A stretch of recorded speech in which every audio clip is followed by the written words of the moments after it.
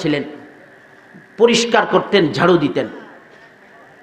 হযরতে আল্লামা আব্দুল কাদের রায়পুরি রহমতুল্লাহি আলাইহি উপমহাদেশের একজন বিখ্যাত বুজুর্গ ছিলেন। আব্দুল কাদের রায়পুরি রহমতুল্লাহি আলাইহি রওজায়ে আকদুসের খাদেম ছিলেন। 10 বছর পর্যন্ত তিনি খেদমত করেছেন। রওজায়ে আকদুসের ঝাড়ুদার ছিলেন, পরিষ্কার করতেন। আব্দুল কাদের রায়পুরি রহমতুল্লাহি আলাইহি বলেন, একদিন আমি রওজায়ে আকদুসের বসে বসে চিন্তা করতেছিলাম, রোজার দিকে তাকিয়ে তাকিয়ে আমি কিছু ভাবতেছিলাম। এমন সময় আমার মধ্যে আলতোভাবে ঘুম চলে আসলো, হালকা ঘুম পেয়ে বসলো। ঘুমের মধ্যে আমি স্বপ্নে দেখি হাজার হাজার মানুষ রোজার সামনে গিয়ে আল্লাহর রাসূলকে সালাম দেয়। রাসূল রোজার ভেতর থেকে তাদের সালামের জবাব দেয়। আমি খুবই মনোযোগ দিয়ে দেখতেছিলাম। অনেক মানুষ আছে রাসূলকে সালাম দেয়, রাসূল মুস্কি হাসি দিয়ে তাদের সালামের জবাব দেয়। আশ্চর্যের বিষয় হলো, কারো কারো ক্ষেত্রে এমন ঘটে, রাসূলকে সালাম দেয় ঠিক, কিন্তু রাসূল তার দিকে তাকিয়ে মুচকি হাসি দেয় না, রাসূল তার দিকে তাকিয়ে সালামের উত্তর দেয় না, নিজের মুখটাকে রাসূল অন্যদিকে ফিরিয়ে নেয়। আব্দুল কাদের রায়পুরি রহমতুল্লাহি আলাইহি বলেন, আমি খুবই খেয়াল করে তাকাইতেছিলাম। কারো বেলায় রাসূল মুচকি হাসি দেয়, কারো বেলায় রাসূল সুন্দরভাবে জবাব দেয়, আর কারো বেলায় নিজের মুখটা অন্যদিকে ফিরিয়ে নেয়, তার দিকে তাকায় না। আব্দুল কাদের রায়পুরি রহমতুল্লাহি আলাইহি বলেন, আমি দেখতেছিলাম যার মুখের মধ্যে রাসূলের সুন্নত ছিল, যার শরীরের মধ্যে রাসূলের নিদর্শন ছিল, রাসূলের আদর্শ ছিল, রাসূলের সুন্নাত ছিল, ওই পাগল উম্মতের দিকে তাকিয়ে রাসূল সালাম দেয়, রাসূল তার দিকে তাকিয়ে মুচকি হাসি দেয়। আর যার শরীরের মধ্যে রাসূলের সুন্নতের কোনো নিদর্শন নাই, রাসূল তার থেকে মুখ ফিরিয়ে নেয়, তার দিকে তাকায় না। নাউযুবিল্লাহ। ওয়াজ মাহফিল তো অনেক শুনছেন। আজকের ওয়াজ মাহফিলগুলো ইসলামিক এন্টারটেইনমেন্টে পরিণত হয়েছে, বিনোদনে পরিণত হয়ে গেছে। একটু নিজেকে নিয়ে চিন্তা করেন, আমি কে, কোন অবস্থায় আমি আছি। যে হাদিস আমি আপনার সামনে পড়েছি, আপনাদের সামনে পড়েছি, হাদিসের মধ্যে রাসূল বলতেছেন আপনাদেরকে ওঠানো হবে সেই অবস্থা যে অবস্থায় আপনাদের মৃত্যু হয়েছিল। মৃত্যু এমন এক জিনিস, পৃথিবীতে নানা বিষয়ে নানা মত থাকতে পারে। মৃত্যু যে আসবে এই বিষয়ে কারো কোনো ভিন্ন মত নাই। মানুষকে মরতে হবে। আমাদের চেয়ে সুঠাম দেহের অধিকারী, আমাদের চেয়ে প্রতাপশালী প্রভাবশালী মানুষ, জমিদার মানুষ এই সমাজে বসবাস করেছিল, আজকে তারা মাটির নিচে চলে গিয়েছে।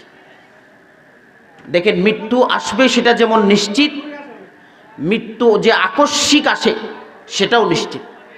আমি যেই জায়গায় জুমা পড়াই, সেখানে একজন মুসল্লি ব্যবসায়ী মানুষ রাত্রিবেলা দোকান করে ব্যবসা করে বাড়িতে ফিরেছিল। সকালবেলা ঘুম থেকে উঠে নাই, আর তার লাশ মানুষ বাড়ি থেকে বের করেছে। এর জন্য মানুষ কখন মরে যাবে সেটার কোনো গ্রান্টেড মানুষের কাছে নাই। হতে পারে যে নামাজ আমি পড়েছি এশারের নামাজ, এই নামাজ আমার জীবনের শেষ নামাজ। জীবনে তো অনেক কিছু করেছেন, অনেক কিছু জেনেছেন। একজন মুসলমান হিসেবে যে আমি নিজেকে পরিচয় দিচ্ছি, আল্লাহর সামনে যে আমাকে উঠতে হবে, এই কথাগুলো নিছক মুখের কথা নয়। যেই কালেমা পড়ে আমি মুসলমান হয়েছি, সেই কালেমার একটি অংশ হলো মৃত্যুর পরে আমাকে জীবিত করা হবে, মৃত্যুর পরে আমাকে আবার উঠানো হবে, আল্লাহর সামনে দাঁড়াতে হবে। আমরা সকলে জান্নাত চাই না? কথা বলেন, জান্নাত চাই না ইনশাআল্লাহ? কোরআন মাজিদে আল্লাহ পাক রব্বুল আলামিন বলেন, ওয়ালিমান খাফা মাকামা রাব্বিহি জান্নাতান। আল্লাহর সামনে দাঁড়ানোর ভয় যে অর্জন করতে পেরেছে, আল্লাহ পাক রব্বুল আলামিন তার জন্য 2টি জান্নাতের ব্যবস্থা করবেন। বলুন সুবহানাল্লাহ। অন্য আয়াতে আল্লাহ বলেন, ওয়া আম্মা মান খাফা মাকামা রাব্বিহি ওয়া নাহান নাফসা আনিল হাওয়া ফাইন্নাল জান্নাতা হিয়াল মাওয়া। জান্নাতে যাওয়ার জন্য 2টি শর্ত, 2টি কন্ডিশন। 1 নম্বর হলো আল্লাহর সামনে দাঁড়ানোর ভয় অর্জন করতে হবে। 2 নম্বর হলো নিজের কুপ্রবৃত্তি থেকে বাঁচতে হবে, মনের চাহিদাকে ফেলে দিতে হবে। বলে হুজুর আল্লাহর ভয় তো সকলের অন্তরে আছে, আপনাদের মধ্যে কীরকম আছে? আর যারা আদর্শ মানুষ, সোনালী মানুষ, সোনার মানুষ, সাহাবায়ে কেরাম, তাদের মধ্যে আল্লাহর ভয় কতটুক ছিল সেটা আমরা একটু দেখি, এরপরে নিজেদের অবস্থার সঙ্গে আমরা মিলিয়ে দেখি। এই পৃথিবীর মধ্যে শ্রেষ্ঠ মানুষ ছিলেন নবীগণের পরে হযরতে আবু বকর সিদ্দিক রাদিয়াল্লাহু তাআলা আনহু, যাকে বলা হয়েছে আফদলুন নাস বা'দাল আম্বিয়া। নবীগণের পরে সর্বশ্রেষ্ঠ মানুষ ছিলেন আবু বকর সিদ্দিক রাদিয়াল্লাহু তাআলা আনহু। কেন তিনি শ্রেষ্ঠ মানুষ ছিলেন জানেননি? কেন আবু বকর সিদ্দিককে শ্রেষ্ঠ মানুষ হিসেবে উপাধি দেওয়া হয়েছিল? আবু বকরকে কেন সিদ্দিক বলে উপাধি দেওয়া হয়েছিল? নবীগণের পরে শ্রেষ্ঠ মানুষ হিসেবে কেন নির্বাচিত করা হয়েছিল আবু বকরকে? হিজরতের সফর, আল্লাহর পক্ষ থেকে ঘোষণা এসেছে, রাসূল আরবি সাল্লাল্লাহু আলাইহি ওয়াসাল্লাম সাহাবাদেরকে বলে দিয়েছেন, ও আমার সাহাবারা, মদিনার দিকে হিজরত করার অনুমতি এসেছে, তোমরা যারা চাও হিজরত করতে পারো। রাসূল আরবি সাল্লাল্লাহু আলাইহি ওয়াসাল্লাম হিজরতে যায় না, রাসূল হিজরতের দিকে যায় না। একদিন আবু বকর সিদ্দিক রাদিয়াল্লাহু তাআলা আনহুকে ডেকে বললেন, আবু বকর, আল্লাহর পক্ষ থেকে ঘোষণা আসতেছে, অচিরে আমরা হিজরত করব, আল্লাহর পক্ষ থেকে আমার হিজরতের সাথী হিসেবে তোমাকে নির্বাচিত করা হয়েছে, নির্বাচন করা হয়েছে, তুমি তৈরি থেকো, আমার সাথে তোমাকে হিজরত করতে হবে মদিনার দিকে। রাসূল আরবি সাল্লাল্লাহু আলাইহি ওয়াসাল্লাম একদিন চুপি চুপি আবু বকর সিদ্দিক রাদিয়াল্লাহু তাআলা আনহুর বাড়িতে গেলেন। আবু বকর সিদ্দিক রাদিয়াল্লাহু তাআলা আনহুর বাড়িতে যাওয়ার পরে দরজার মধ্যে দস্তক দিলেন, করাঘাত করলেন। দরজার মধ্যে আঘাত করতে দেরি, পেছন থেকে আবু বকর সিদ্দিক রাদিয়াল্লাহু তাআলা আনহু দরজা খুলতে দেরি করেনি। বিস্ময়ে অবাক দৃষ্টিতে রাসূল সাল্লাল্লাহু আলাইহি ওয়াসাল্লাম আবু বকরকে বলেন, ও আবু বকর, কি ব্যাপার? আমি দরজার মধ্যে হাত রাখতে দেরি, তুমি খুলতে দেরি করো নাই? রাসূল আরবি সাল্লাল্লাহু আলাইহি ওয়াসাল্লামের মুখে কথা শুনে আবু বকর সিদ্দিক রাদিয়াল্লাহু তাআলা আনহু বলে, ইয়া রাসূলুল্লাহ, ওগো আল্লাহর রাসূল, আপনি যেদিন আমাকে বলেছিলেন আবু বকর তৈরি থেকো, রেডি থেকো, আল্লাহর পক্ষ থেকে হিজরতের হুকুম এসেছে, আমার সাথে তোমাকে হিজরত করতে হবে, আমি আবু বকর সেই দিন থেকে আমার পিঠটাকে দরজার মধ্যে ঠেকাইছি, সেই রাত থেকে আমি অপেক্ষা করতেছিলাম কখন আমার হাবিব এসে আমাকে বলবে, আবু বকর চলো হিজরতের জন্য চলো। এত আনুগত্য ছিল আবু বকর রাদিয়াল্লাহু তাআলা আনহুর, যাকে দুনিয়াতে সার্টিফাই করা হয়েছিল জান্নাতের, যাকে পৃথিবীতে শ্রেষ্ঠ মানুষ বলে ঘোষণা করা হয়েছিল, সেই আবু বকর সিদ্দিক রাদিয়াল্লাহু তাআলা আনহু মদিনার গলি দিয়ে একদিন যাইতেছিলেন। একটি পাখিকে গাছের মধ্যে দুল খেতে দেখে বলে, তুবা লাকা ইয়া তায়র, ও পাখি তুমি বড় সৌভাগ্যবান, তোমার ভাগ্য বড় ভালো, আমি আবু বকরের চেয়ে তোমার ভাগ্য বড় ভালো, আমি আবু বকরের চেয়ে তুমি সৌভাগ্যবান। জিজ্ঞেস করা হলো, আবু বকর কেন তুমি বলতেছো, তুমি তো আশরাফুল মখলুকাত, তুমি তো শ্রেষ্ঠ মানুষ, কেন তুমি পাখিকে তোমার চেয়ে শ্রেষ্ঠ বলতেছো? আবু বকর রাদিয়াল্লাহু তাআলা আনহু বলেন, তাকুলু মিনাশ শাজারা ওয়া তাকাউ মিনাশ শাজারা তাকুলু মিনাস সামার, যেখান থেকে মন চাই তুমি খেতে পারো, যেই গাছে মন চাই তুমি যেতে পারো, উড়ে যেতে পারো, সকালবেলা বের হও, বিকালবেলা পেট ভর্তি তুমি বাসায় ফেরো, তোমার কোনো হিসাব নিকাশের কারো কাছে যেতে হবে না, কারো সামনে দাঁড়াতে হবে না। আবু বকর, তোমার প্রতিটি সেকেন্ডের হিসাব আল্লাহর দরবারে, আল্লাহর সামনে কিয়ামতের ময়দানে তোমাকে দিতে হবে। এত আলা উঁচু মর্তবার মানুষ হয়েও আবু বকরের ভেতরে আল্লাহর সামনে দাঁড়ানোর এই ভয়। হযরতে উমরে ফারুক রাদিয়াল্লাহু তাআলা আনহু, ইসলামের দ্বিতীয় খলিফা উমরে ফারুক রাদিয়াল্লাহু তাআলা আনহু, যার এত প্রভাব, এত প্রতিপত্তি ছিল, যার এত ক্ষমতা ছিল, অর্ধ পৃথিবীর শাসনকর্তা ছিলেন হযরতে ওমর রাদিয়াল্লাহু তাআলা আনহু, যার ব্যাপারে রাসূল বলেছিলেন, আমার পরে যদি কেউ নবী হয় সেটা হলো উমর। সুবহানাল্লাহ। হযরতে উমর রাদিয়াল্লাহু তাআলা আনহুকে বদবখত আবু লুলুম মাজুসি তাকে নামাজরত অবস্থায় তীরবিদ্ধ করলেন, নামাজ থেকে তিনি পড়ে গেলেন, মাটির মধ্যে শুয়ে গেলেন। এমত অবস্থায় উমর রাদিয়াল্লাহু তাআলা আনহুর ছেলে আব্দুল্লাহ ইবনে উমর রাদিয়াল্লাহু তাআলা আনহু এসে হযরত উমরের মাথা মুবারককে তার উরুর মধ্যে, রানের মধ্যে শোয়াইয়া দিলেন। হযরতে উমর রাদিয়াল্লাহু তাআলা আনহু আব্দুল্লাহকে বলে, ও আব্দুল্লাহ, আমার মাথাটাকে তুমি জমিনে রেখে দাও, তোমার উরুর মধ্যে রাখিও না, জমিনের মধ্যে রেখে দাও। আব্দুল্লাহ বলে, আব্বাজান আপনার কষ্ট হচ্ছে তাই আপনার মাথা মুবারক আমি আমার উরুর মধ্যে রেখেছি, রানের মধ্যে রেখেছি। ওমর রাদিয়াল্লাহু তাআলা আনহু বলে, না না, আমাকে মাটির সাথে গড়াগড়ি খেতে দাও। আব্দুল্লাহ রাদিয়াল্লাহু তাআলা আনহু হযরত উমরের মাথাকে মাটির মধ্যে রেখে দিলেন। হযরত উমর মাটির সাথে গড়াগড়ি খাইতেছিলেন আর তিনি বলতেছিলেন, ওয়াইলুল লাকা ইয়া উমর, ও উমর, তোমার ধ্বংস অনিবার্য, তোমার ধ্বংস সুনিশ্চিত, তুমি নিশ্চয় ধ্বংস হয়ে যাবে। ইল্লাম তাগফির লাকা রাব্বুক, যদি তোমার রব তোমাকে ক্ষমা না করে, তোমার চেয়ে বদবখত, তোমার চেয়ে কপাল পোড়া, তোমার চেয়ে বদনসিব পৃথিবীতে আর কেউ হতে পারে না। সার্টিফাই হয়েছেন তারা, সার্টিফিকেট পেয়েছেন দুনিয়াতে, জান্নাতে।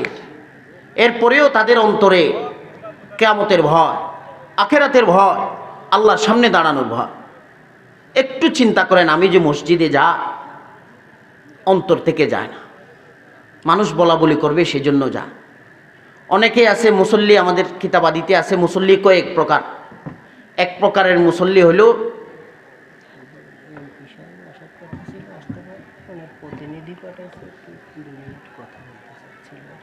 একটু পরে বলো,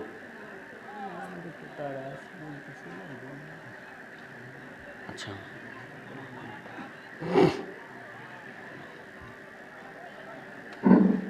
সম্মানিত উপস্থিতি, আমাদের এই নাটক মানুষকে মরতে হয়। অনেক মানুষকে মরতে দেখেছি, ছোট্ট এই জীবনে অনেক মানুষকে গোসল করিয়েছি। মানুষ গরু জবাই করে, দেখছেন গরু জবাই করে, জবাই করার পরে গরু এক ধরনের আওয়াজ করে। অনেক মানুষকে মৃত্যুর সময় এভাবে আওয়াজ করতে দেখেছি। অনেক মানুষকে মৃত্যুর গোসল দিতে গিয়ে পায়খানা প্রস্রাব একসাথে করতে দেখেছি। মৃত্যু কত যে যন্ত্রণাদায়ক, কত যে কঠিন, কত যে ভয়ঙ্কর। কয়েকটি ঘটনা বললে আপনারা বুঝবেন। আল্লামা হাকিম আখতার সাহেব রহমতুল্লাহি আলাইহি বলেন, মৃত্যু যন্ত্রণা এত কঠিন, এটা কেমনে মানুষ বুঝবে? হুজুর একটি উদাহরণ দিতেন। আমাদের হাতের আঙ্গুলের একটা অংশ যদি কেটে যায় কত কষ্ট লাগে না? মানুষ গড়াগড়ি খায় না?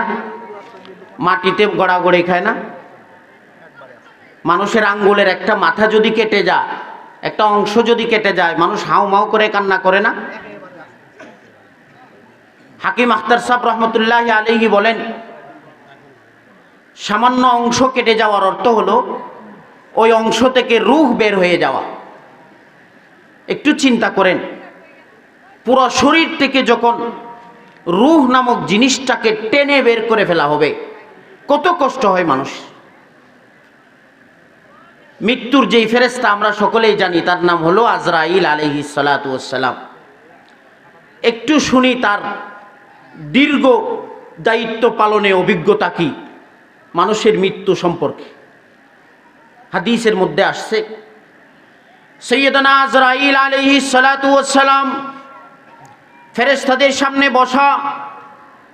ফেরেশতারা আল্লাহকে জিজ্ঞেস করলেন, ও আজরাইল ভাই, আল্লাহর পক্ষ থেকে আপনাকে গুরু দায়িত্ব দেওয়া হয়েছে, মানুষের রূহ কবজা করার জন্য, মানুষের মৃত্যু দেওয়ার জন্য আপনাকে দায়িত্ব দেওয়া হয়েছে।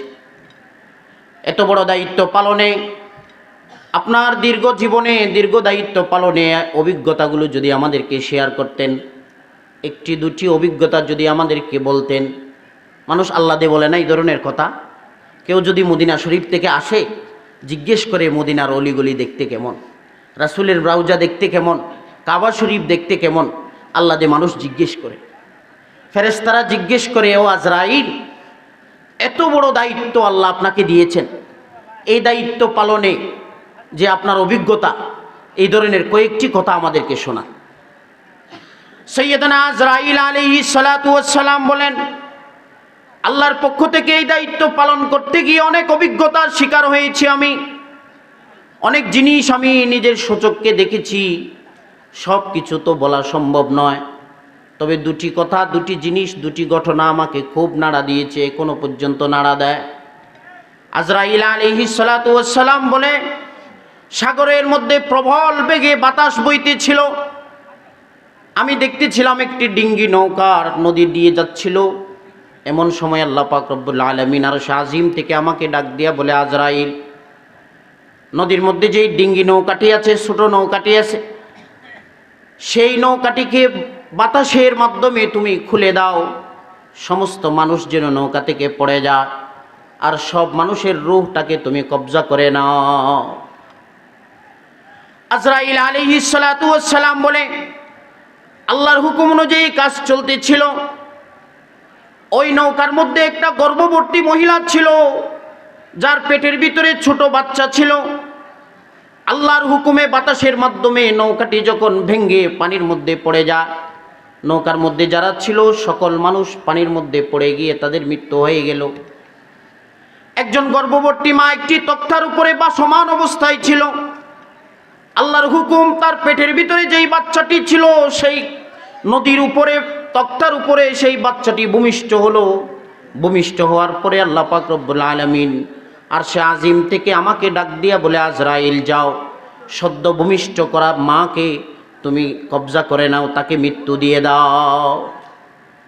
আজরাইল বলে, সদ্য ভূমিষ্ঠ হয়েছে একটা বাচ্চা, দুনিয়াতে তার সহায় বলতে এই মা, আর কেউ নেই, পানির মধ্যে ভাসমান, কোনো কুল কিনারা নেই, ভাসতেছে পানির মধ্যে। এখন মাকে যদি মেরে ফেলা হয়, মৃত্যু দিয়ে দেওয়া হয়, বাচ্চাটার কি অবস্থা হবে? আমি খুবই চিন্তা করতেছিলাম, কিন্তু আল্লাহর হুকুম মানতেই হবে, করার কিছু নেই। আমি গিয়ে ওই মাটাকে কবজা করে নিয়ে নিলাম। আল্লাহর কুদরত দেখতেছিলাম। বাচ্চাটা ওই তক্তার উপরে বাসতে বাসতে বাসতে বাসতে এক পর্যায়ে একটা কিনারায় গিয়ে পৌঁছে গেল। গভীর জঙ্গল থেকে একটা বাঘ এসে ওই কিনারার মধ্যে পানি পান করার জন্য আসলেন। আল্লাহর হুকুমে ওই বাচ্চা বাঘিনীর দুধ ধরে টান দিল। বলেন সুবহানাল্লাহ। ওই বাঘিনী নিজের বাচ্চাকে হারিয়ে ফেলেছে অনেক দিন। হাদিসের কিতাবের ভিতরে ঘটনা আসছে। বাঘিনীর এত ভালো লাগছে, বাচ্চাটাকে মুখে করে নিয়ে গভীর জঙ্গলের ভিতরে চলে গেল। বাঘ ওই বাচ্চাটাকে দুধ পান করাইতে করাইতে করাইতে করাইতে এক পর্যায়ে বাচ্চাটা বড় হতে লাগলো। দিন শেষে তো সে মানুষ মনে মনে চিন্তা করতেছিলেন, আমার মতো তো এখানে আর কাউকে দেখা যায় না, জঙ্গলে যারা আছে তাদের তো আমার সাথে কারো মিলনি। একদিন ওই বাচ্চাটা দৌড়াইতে দৌড়াইতে লোকালয়ে চলে গেলেন। লোকালয়ের মানুষ দেখতেছিল আর তাকাইতেছিল তার দিকে। আমাদের প্রেসিডেন্টের চেহারার সাথে হুবহু এভাবে মিল, এটা তো কোনোভাবেই বিশ্বাস করা যায় না। এটা কি প্রেসিডেন্টের আরেকটা রূপ, নাকি হুবহু প্রেসিডেন্ট এই রূপে আমাদের সামনে হাজির হয়েছে? খুবই চিন্তা করতেছিলেন। আপনাদের মনে হয়তো প্রশ্ন হইতে পারে, হুজুর মিল হয়তো হতে পারে, কিন্তু এভাবে হুবহু মিল হওয়া এটা আমাদের বিশ্বাস হয় না। একটি ঘটনা আপনাদেরকে শোনায়, হাদিসের কিতাবের ভিতরে আসছে। উমরে ফারুক রাদিয়াল্লাহু তাআলা আনহুর জামানা, সাইয়েদনা উমরে ফারুক রাদিয়াল্লাহু তাআলা আনহুর সামনে একদিন বাপ এবং বেটা উপস্থিত হলেন। উমর একবার বাপের দিকে তাকায় আর একবার বেটার দিকে তাকায়। পিতা বলে, আমিরুল মুমিনিন, চোখ বড় বড় করেছেন, কারণ কি আমি জানি। বলে, কি কারণ? আপনি আশ্চর্যান্বিত হয়েছেন, বাপ বেটার চেহারার মধ্যে এরকম মিল থাকে কেমনে? আমিরুল মুমিনিন, বাচ্চার জন্মের কথা শুনলে আপনি বুঝতে পারবেন আমাদের বাপ বেটার চেহারার মধ্যে এত মিল কেন। আমিরুল মুমিনিন, ইসলামের পক্ষে কাফিরদের বিপক্ষে যুদ্ধ হইতেছিল, মুসলমানদের পক্ষে যুদ্ধ করার জন্য ঘোষণা এসেছে। আমার স্ত্রী গর্ভবতী ছিল। আমি আমার স্ত্রীকে বলেছি, আমি যুদ্ধের জন্য চলে যাইতেছি, আমার সন্তান তোমার গর্ভের ভিতরে রয়েছে। আমি আমার স্ত্রীকে উপলক্ষ করে বলেছিলাম, আস্তাউদিউল্লাহ মা ফি বাতনিকি, ও আমার স্ত্রী, তোমার গর্ভের ভিতরে, তোমার পেটের ভিতরে আমার যেই সন্তান, এই সন্তানকে আমি আমার আল্লাহর কুদরতি হাতের মধ্যে আমানত রেখে গেলাম। একথা বলে আমি যুদ্ধের ময়দানে চলে গেলাম। দীর্ঘ 6 মাস আরও বেশি যুদ্ধ করার পরে আমি যখন আমার নিজের এলাকায় ফিরি, আমি মানুষকে জিজ্ঞেস করেছি আমার স্ত্রী কোথায়, আমার স্ত্রীর পেটের ভিতরে গর্ভের ভিতরে যেই সন্তান আছে ছিল সেই সন্তান কোথায়। লোকেরা আমাকে বলে তোমার স্ত্রী ভূমিষ্ঠ সন্তান প্রসব করার সময় তোমার স্ত্রী মারা গিয়েছে এবং তোমার স্ত্রীর পেটের ভিতরে তোমার যেই বাচ্চা ছিল সেটাও মারা গিয়েছে। তোমার স্ত্রী সন্তান সহ আমরা পাশের কবরস্থানে দাফন করে দিয়েছি। তবে আশ্চর্যের বিষয় হলো প্রতিদিন সন্ধ্যাবেলা মাগরিব যখন ডুবু হয়ে যায়, তোমার স্ত্রীর কবর থেকে একটি স্ফুলিঙ্গ বের হয়, আগুনের একটি রশ্মি বের হয়, আকাশের দিকে উঠে যায় আর পুরো আকাশটা আলোকিত হয়ে যায়। পুরো এলাকাবাসী এটা দেখে ভয়ঙ্কর অবস্থায় ফিরে আসে, মানুষ বড় ভয় পায়। স্বামী বলে আমি বিশ্বাস করি না।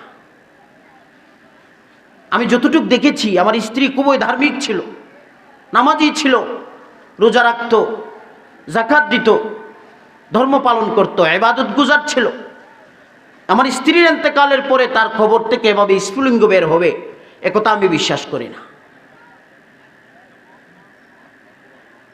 ওই স্বামী সেই দিন সন্ধ্যাবেলা নিজের চোখে দেখার জন্য কবরস্থানের পাশে চলে গেলেন। কবরস্থানে গিয়ে দেখতেছেন ঠিক সন্ধ্যার সময় মাগরিব যখন শেষ হয়ে গেছে, ওই কবর থেকে একটি স্ফুলিঙ্গ আকাশের দিকে উঠছে আর আকাশটা আলোকিত হয়ে গেছে। স্বামী নির্ভয়ে কবরের পাশে চলে গেলেন, কবরের ভেতরে চোখ দিতে দেখতে পেলেন তার স্ত্রী তার সন্তানটাকে কোলে নিয়ে বসে আছে। বলুন সুবহানাল্লাহ। স্বামী তার স্ত্রীর দিকে তাকায় আর মুচকি মুচকি হাসে। স্ত্রী বলে আপনার জন্য অপেক্ষা করতেছিলাম, এই জেনেন আপনার বাচ্চা আপনি নিয়ে যান। আল্লাহর কুদরতি আওয়াজ দিয়া কে যেন স্বামীকে পেছন দিয়ে ডাক দিয়া বলে গাধা, যদি তুমি তোমার স্ত্রীকেও আল্লাহর কুদরতি হাতে আমানত রেখে যেতে, আজকের দিনে আল্লাহ পাক রব্বুল আলামিন তোমার স্ত্রীকেও তোমার হাতে ফিরিয়ে দিত। বলুন সুবহানাল্লাহ। ওই যে বলতেছিলাম হযরত ওমরের সামনে বলতেছে হুবহু চেহারার মিল। আল্লাহ চাইলে পারে না? পারে। দেশের মানুষ আশ্চর্যান্বিত হয়েছে, আমাদের প্রেসিডেন্টের চেহারার সাথে এই বাচ্চাটার হুবহু মিল কেমনে হয় এটা বোঝা আসে না। প্রেসিডেন্টের কানে খবর পৌঁছানো হলো। প্রেসিডেন্ট বুঝতে পারলেন তার মা গর্ভবতী ছিল, কোথায় যাওয়ার সময় তার মার মৃত্যু হয়েছিল। সে মনে মনে চিন্তা করলেন এটা হয়তো আমার ভাই। ইতিহাসের পাতায় এক বিখ্যাত জালিম বাদশা ছিলেন, তার নাম ছিল সাদ্দাদ। এই হলো সাদ্দাদের ঘটনা। খুবই জালিম ছিল। সে যুগের নবী সাদ্দাদের কাছে দ্বীনের দাওয়াত নিয়ে গিয়েছিল। সাদ্দাদ নবীকে জিজ্ঞেস করে আমি যদি তোমার কথা মেনে নিই, আল্লাহর কথা অনুযায়ী আল্লাহর হুকুম অনুযায়ী যদি চলি, আমাকে কি দেওয়া হবে? নবী মুসা বলেছিলেন তোমাকে পুরস্কার হিসেবে জান্নাত দেওয়া হবে। সেদিন সাদ্দাদ জিজ্ঞেস করেছিল জান্নাতের মধ্যে কি রয়েছে। আল্লাহর পয়গম্বর বর্ণনা দিয়েছেন জান্নাতের নাজ নিয়ামতের বর্ণনা। সাদ্দাদ সেদিন আল্লাহর বিরুদ্ধে দুঃসাহস দেখিয়েছিল, বৃদ্ধাঙ্গুলি দেখিয়েছিল, দুঃসাহস দেখিয়ে বলেছিল আল্লাহ যেভাবে জান্নাত তৈরি করেছে আমিও সেই রকম জান্নাত দুনিয়াতে তৈরি করে দেখাবো। বলুন নাউজুবিল্লাহ। তার পুরো সাম্রাজ্যে ঘোষণা জারি করে দিল, বিশাল সাম্রাজ্যে যত স্বর্ণ চাঁদি আছে সবগুলো একত্রিত করা হোক। সবগুলো এক জায়গায় করা হলো। পৃথিবী বিখ্যাত যারা আর্টিস্ট ছিল, নবীর মুখের বর্ণনা অনুযায়ী জান্নাত বানানো হলো দুনিয়াতে। জান্নাত তৈরি হওয়ার পরে সভাসদের লোকেরা বাদশাকে বারবার রিকোয়েস্ট করতেছিল, এত পয়সা খরচ করে আপনি জান্নাত বানালেন, এত পরিশ্রম করে জান্নাত বানালেন, একটাবার জান্নাতটা দেখে আসলে কি হয়? তাদের পীড়াপিড়িতে থাকতে না পেরে বাদশা একদিন রাজি হলেন, হ্যাঁ হ্যাঁ জান্নাত দেখতে যাও। ডাকডোল পিটিয়ে বাহিনী তৈরি হয়ে বাদশা যাইতেছিলেন। যাইতে যাইতে যাইতে যাইতে জান্নাতের চৌকট পর্যন্ত চলে গেলেন। ওই চৌকট পর্যন্ত যাওয়ার পরে ঘোড়ার উপর থেকে একটা পা নামাইলেন জান্নাতের চৌকটে, আর একটা পা এখনো ঘোড়ার পিঠের উপরে রাখা। আর সে আজিম থেকে আমার মালিক ডাক দিয়া বলে আজরাইল যাও জমিনে সাদ্দাদের রূহ তুমি কবজ করে নাও। আজরাইল বলে যদি হোক সে কাফের, যদি হোক সে বেঈমান, যদি হোক সে আল্লাহর হুকুম মানে না, কিন্তু কত কষ্ট করে জান্নাতটা বানাইছে, একটা বার দেখলে কি হইতো? আমি চিন্তা করতেছিলাম মনে মনে। আর সে আজিমের মালিক যিনি মানুষের মনের কথা জানেন, ডাক দিয়া বলে, আজরাইল, যেই বাচ্চার জন্য তুমি চিন্তা করতেছিলে, সাগরের মাঝখানে একটি তক্তার উপরে ছিল, তার মাকে কবজা করার জন্য আমি বলেছিলাম, তোমার মন মানতে ছিল না কবজা করার জন্য, তুমি চিন্তা করতেছিলে আল্লাহ তুমি আর তো নির্দয় হও কেমনে, একটা বাচ্চার সর্বশেষ সম্বল ছিল তার মা, তাকে তুমি কবজা করার জন্য বলতেছো, আমার তো কিছুই বোঝা আসে না। আল্লাহ ডাক দিয়া বলেন, আজরাইল, এই হলো সেই বাচ্চা যাকে আমি সাগরের মধ্যে ফেলে দিয়েছিলাম, এই সাগর থেকে তাকে বাঘের দুধ খাওয়াইয়া বড় করেছি। আজকে যখন তার ডানা গজিয়েছে, বড় হয়েছে, সর্বপ্রথম সে আমার বিরুদ্ধে দুঃসাহস দেখিয়েছে। একথা বুঝাইতেছিলাম, মৃত্যু সুনিশ্চিত, মৃত্যুর থেকে কেউ বাঁচতে পারে না।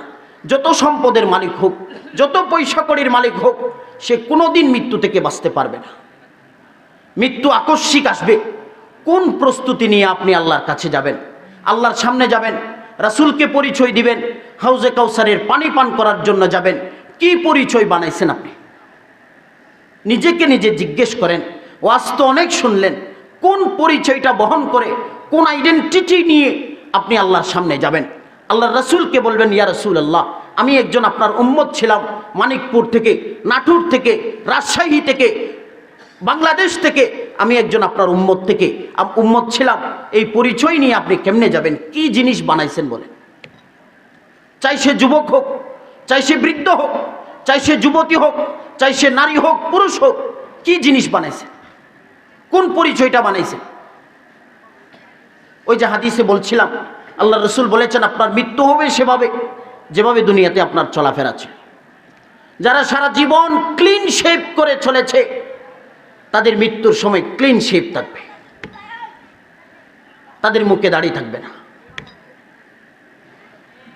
যারা সারা জীবন অন্যের উপরে জুলুম করেছে, তাদের মৃত্যু হবে জালেম অবস্থা। এগুলো হাদিসের কথা। তামুতুনা কামা তাঈশুন, দুনিয়াতে আপনার যেভাবে চলাফেরা ছিল, আপনার মৃত্যু হবে সেভাবে, এবং আল্লাহর কাছে আপনি উঠবেন সেভাবে যেভাবে আপনার মৃত্যু হয়েছে। এখন আপনি বুঝেন আপনার কোথায় ভালো লাগে। বাংলাদেশের মসজিদগুলোর অবস্থা দেখলে মনে হয় এক একটা গার্মেন্টস ফ্যাক্টরি ছুটি হলে যেমন এক একটা কর্মচারী প্রতিযোগিতা লাগিয়ে দেয় বাড়ি যাওয়ার জন্য, বাংলাদেশের মসজিদের ইমাম সাহেব যখন সালাম ফেরা, আমাদের মসজিদে রীতিমতো প্রতিযোগিতা শুরু হয়ে যায় মসজিদ থেকে বের হওয়ার জন্য। ও আব্বাজান, মসজিদে বিষাক্ত সাপ নাই, মসজিদে ডাকাত নাই, আপনাকে মারবে, আপনার টাকা চুরি করবে, আপনাকে ধ্বংস করবে। সপ্তাহে একদিন মসজিদে আসেন, অথবা বছরে একদিন আসেন, দৌড় প্রতিযোগিতা লেগে যা মসজিদ থেকে বের হওয়ার জন্য। এবার চিন্তা করেন, কেন এসেছিলেন মসজিদে? মা বাবা খারাপ বলবে, বকাবকি করবে, তা সমাজের মানুষ বকাবকি করবে, তা না হলে আপনার মসজিদ থেকে বের হওয়ার এত প্রতিযোগিতার হিড়িক লাগতো না। আমাদের সব কাজ, আমরা যে মোনাজাত করতে যা, মোনাজাত শব্দের অর্থ হইল সরগুশি করনা, কানে কানে কথা বলা, ফিস ফিস করে কথা বলা। ফিস ফিস করে মানুষ কখন কথা বলে? কথাগুলো যখন প্রাইভেট হয় তখন মানুষ কানে কানে বলে। আল্লাহ চাই, বান্দা তুমি আমার সাথে প্রাইভেট কন্ট্যাক্ট করো। এখন হুজুর একজন আনা হয়, তিনি আরবিতে কতগুলা বলে, আমরা পিছনে আমিন বলার জন্য বসে থাকি। এটার নাম আব্বাজান মোনাজাত নয়, মোনাজাত এটার নাম নয়। সারা জীবন আমাদের অবস্থা চলতেছে, হুজুর যখন মুখের মধ্যে হাতটা মুছে দেয়, আমরাও মুছে দিয়ে চলে যাচ্ছি। হুজুরের প্রয়োজন 60টা হতে পারে, আপনার 10টা হইতে পারে না। হুজুরের প্রয়োজনের লিস্ট যখন শেষ হয়ে যায়, আপনারটাও একই সাথে শেষ হয় কেমনে? এগুলো আর্টিফিশিয়াল হয়ে গেছে, রেডিমেড হয়ে গেছে। মসজিদে না গেলে মানুষ বলা বলি করবে, এজন্য আমরা মসজিদে যাচ্ছি। কয়েকটা টাকা দান না করলে মানুষ বলা বলি করবে, এজন্য আমরা দান করতেছি। নিজের অবস্থা বুঝেন। সাহেবুল বাইত আদারা বিমা ফি, ঘরওয়ালা জানে ঘরের ভিতরে কি আছে। মাথাটা একটু নিচের দিকে দিলে বুঝতে পারবেন আপনি এই সপ্তাহে কয়বার নামাজ পড়েছেন। আপনার সন্তান যখন প্রাইভেটে যায় না, টিউশনে যায় না, আপনার সন্তান যখন প্রাইমারি স্কুলে যায় না, কেজিতে যায় না, তখন মা বলাবলি করে, বকাবকি করে, বাবা এসে মাকে শাসন করে। মাস শেষে টাকা দিতে হয় টিউশনের, মাস শেষে টাকা দিতে হয় প্রাইভেটের। এই টাকা কি তোমার বাপের বাড়ির থেকে আনে দাও? সন্তান যে দিনের পর দিন প্রাইভেটে যায় না, বকাবকি করে না? সন্তানের হাত থেকে যদি একটা কাচের প্লেট পড়ে যায়, ভেঙে যায়, মা কত বকাবকি করে। অনেক সময় দেখা যায় বাচ্চাকে বাড়ি থেকে বের করে দেয়, বাড়ির ভিতরে আর ঢোকায় না। ও মা, বছরের পর বছর আপনার সন্তান ফজরের নামাজ না পড়ে বাড়িতে ঘুমিয়ে থাকে, একটিবার আপনি আপনার সন্তানকে বকাবকি করতে পারলেন না। কাছের গ্লাসের দাম আপনার বোঝা আসে, প্রাইভেট মাস্টারের দাম বোঝা আসে আপনার, বছরের পর বছর আল্লাহর নাফরমানিতে আপনার সন্তান লিপ্ত, আপনার বোঝা আসে না? ওই যে বলতেছিলাম রেডিমেড মানুষ, রেডিমেড মুসলমান আমরা।